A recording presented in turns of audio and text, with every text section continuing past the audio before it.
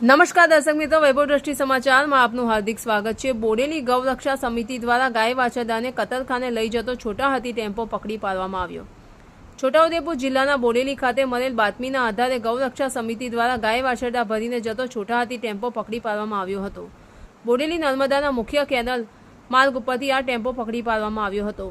પ્રાપ્ત માહિતી અનુસાર આ છોટા હાથી ટેમ્પો ગાય વાછરડા ભરીને વડોદરા તરફથી વાઘોડિયા નર્મદા કેનાલના માર્ગે બોડેલી રહી મહારાષ્ટ્ર તરફ કતલખાને જઈ રહ્યો હતો।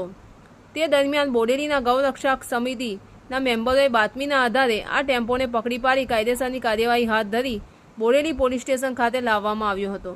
ત્યારબાદ બોડેલી પોલીસ સ્ટેશન ખાતે આ બાબતની ફરિયાદ કરવામાં આવી હતી। બોડેલી પોલીસ દ્વારા ફરિયાદના આધારે આગળની કાર્યવાહી હાથ ધરીને આ સમગ્ર કાર્યવાહી દરમિયાન ગૌરક્ષક નેહા પટેલ પ્રાણી ફાઉન્ડેશન સંસ્થાના મેમ્બર છે તેઓ હાજર રહ્યા હતા તેમજ બોડેલી ગૌરક્ષક સમિતિના મેમ્બરો પણ હાજર રહ્યા હતા। આપ શ્રી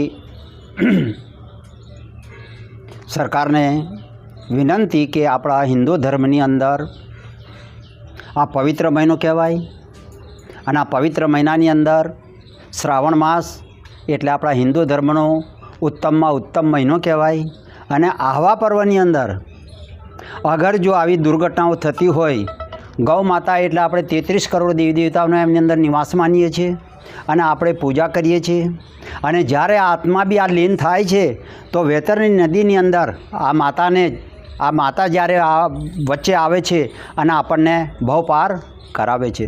તો અગર એવી માતાની સાથે અગર જો આપણા હિન્દુ ધર્મ આ જો દુર્ઘટના થતી હોય તો આપણા હિન્દુ ધર્મનું એકદમ કોઈ મહત્ત્વ રહેતું નથી। તો આપ શ્રીજીને એ જ પ્રાર્થના કરવામાં આવે છે કે જ્યાં સુધી બને ત્યાં સુધી આપણા હિન્દુ ધર્મની અંદર એક તો ગૌ માતાનું અને અધર્મનું જે થાય છે એની ઉપર કડક કાયદા અને પગલાં લઈ અને એમને બચાવવાની આપણે કોશિશ કરવી એવી અમારી વિનંતી છે। ખરેખર આ ખૂબ દુઃખદ ઘટના છે, કેમ કે વારંવાર આવા અનેક બનાવો ઘણીવાર બને છે। કેમ કે ગૌ રક્ષણ આટલી બધી કાર્યવાહી કરવા છતાં પોલીસની નિષ્કાળજી હોવાથી આવા બનાવ ઘણીવાર આ કેનાલને શોર્ટ પડે બધાને એ રીતે હરાપરી કરે છે। ખરેખર કેનાલ પર પોસ્ટ નાખવું એવું મૂકવું જોઈએ જેથી કરીને આવા કૃત્યો થતાં બંધ થાય।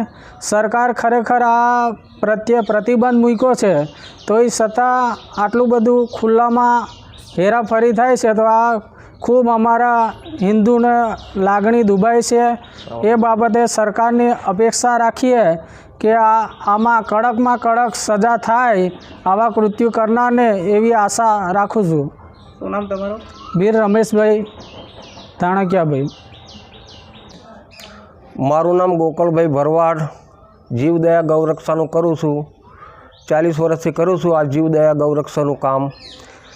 જે આ કેનાલ છે બોડેલીની નર્મદા કેનાલની અંદર મોટા પાયે પશુઓની હેરાફેરી થઈ રહી છે। પોલીસ પણ સપોર્ટ કરે છે, પણ જો તો તઈ ચેકપોઇન્ટ બની જાય તો જ આ પશુ બંધ થાય, બાકી રાત દિવસ ચાલે છે। ગઈ 31 તારીખે 3 ગાડી ખામટી પકડી હતી પણ પોલીસે કોઈ કાર્યવાહી કરી નહીં। આ ગાડી જે પકડી એમાં કડકને કડક કાર્યવાહી કરી છે પોલીસે, કારણ કે આ મહારાષ્ટ્રની અંદર લઈ જાય છે। એક હાથા છે ખાટકીયાને રૂપિયા આપે છે અને આ લોકો એક હાથા બનીને પશુઓને હેરાફેરી કરી રહેશે। એની પાસે નથી કોઈ પાસ કે નથી કોઈ પરમિટ। આ ગેરકાયદેસર આ પશુઓને કતલખાને લઈ જાય છે। શાકબારા, અકલકુવા, નંદરબાગના કતલખાને લઈ જાય છે। અહીંથી લઈ જાય હાંપેશ્વર નાવમાં બેહારીને પેલી પાર પસાર કરે છે મોટા પાયે ગૌવંશને કતલખાને। ગઈકાલે જે પકડ્યા 4 બળદ વાછડા હતા અને એક વાછડી તે અંદરમાં, એ વાછડીની હાલત બહુ ખરાબ હતી। અમે ડૉક્ટર લાવીને ડૉક્ટરે કરાવી, કારણ કે એકદમ મરેલી હાલતમાં હતી। પછી પોલીસને બોલાવી, પોલીસે એની કાર્યવાહી કડકને કડક કાર્યવાહી કરી। આની અંદર જો આ કેનાલ ઉપર ચેકપોઇન્ટ બની જાય તો જ આ ગૌવંશ બંધ થઈ જાય, કારણ કે બહુ મોટા પાયે દારૂની પણ હેરાફેરી થઈ રહી છે કેનાલ ઉપર। 7 તારીખે જે બનાવ બન્યો ઈદને દિવસ જેતપુરની અંદર, છોટાઉદેપુરનું જેતપુર પોલીસ સ્ટેશનની હદ લાગે પોલીસ સ્ટેશનની બાજુમાં જ કતલ થઈ, ગૌવંશની કતલ થતી હતી। પીઆઈ રાણાને 10 ફોન કરાયા, ઠેર ગાંધીનગર દિલીપ સાહેબ ફોન કર્યા, એસપી સુધી ફોન કરાયા, પણ કોઈ કાર્યવાહી પોલીસે તઈ કરીને જેતપુરની પોલીસે મોટા પાયે ત્યાં આગળ કૌભાંડ ચાલી રહ્યું છે। જેતપુરની અંદર કતલખાનું અત્યારે હાલમાં પણ ચાલુ છે, પણ પોલીસ કોઈ જેતપુરની પોલીસે એકદમ કતલખાના ઉપર ગયેલી પોલીસ પાસે આવી પણ કોઈ કાર્યવાહી કરી નહીં, કારણ કે આખો એનો વિડીયો પણ અમારી પાસે છે. ઠેઠ ગાંધીનગર લગી મેં વિડીયો મોકલાયો પણ પોલીસે જેતપુરનો પીઆઈ રાણાએ કોઈ કાર્યવાહી કરી નથી આ કતલખાના ઉપર. અત્યારે શ્રાવણ મહિનો ચાલે છે, મોટા પાયે જેતપુરનું કતલખાનું ચાલી રહ્યું છે, પણ પોલીસ એમાં કંઈ કાર્યવાહી કરવા માંગતી નથી, કારણ કે મોટા પાયે ભરણ જતું હોય તો ભલે, અને નહીં તો એ ખરેખર આ શ્રાવણ મહિનો છે, કતલખાનું બંધ કરવું. નહીં બંધ કરે તો અમે એ તાત્કાલિક થઈ જઈ અમે બંધ કરાવશું, જે થવું એ થશે. અમે સરકારને પણ વિનંતી કરવી છે કે આવા જે કતલખાના ચાલતા હોય શ્રાવણ મહિનામાં એ તાત્કાલિક બંધ થવા જ જોઈએ.